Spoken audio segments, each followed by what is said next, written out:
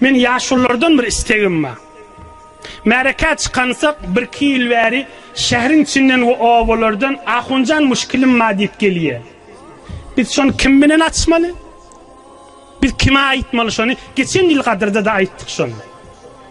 Huday için aydiyen her mahallen yaşulları, her mahallen savatlıları, her mahallen tahsil kerdeleri, her mahallen olu korrakları.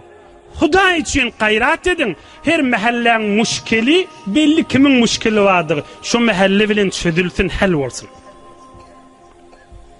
O fakir dertli adam öz mahallesine hiç çıkmaytmayacak bolup hamana ştak geliyor da günü de 20 nefer geliyor. Günü 20 neferin muşkili necire çözülmeli?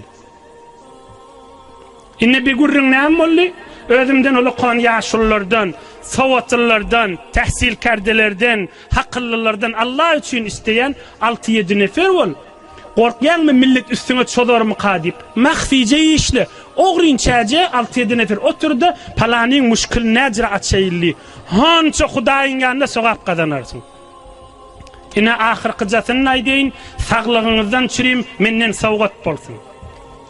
Canınız sağ saklacak bolsanız. Kan bana melisçilik gelmesin diyecek bolsanız. Kan dertlen öğüne geçecek bolsanız. Güne akşam yatacak bolanızda bir livan su, bir adacık içine bal koşyan, adacık da leymu turş. Yaltanyan mı? Leymu turş koşma, yöne bal koş.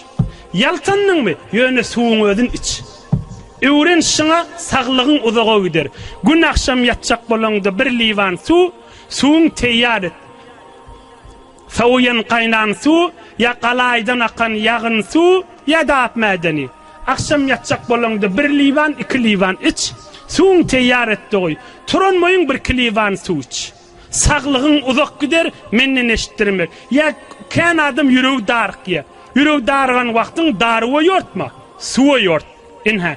Bismillahirrahmanirrahim. Ya nur, ya Allah. Tüfetyan, su içyan. 2 saat yüreğin caylaşır. Yüreğim darık ya deyip darıva yortma, suva yort. Bir kase su, ya nur ya Allah. Hudaya men yürek kısmamı ayır deydi. Tüfetyan şu suva içyan. 1 saat, 2 saat, 3 saat yüreğin caylaşır.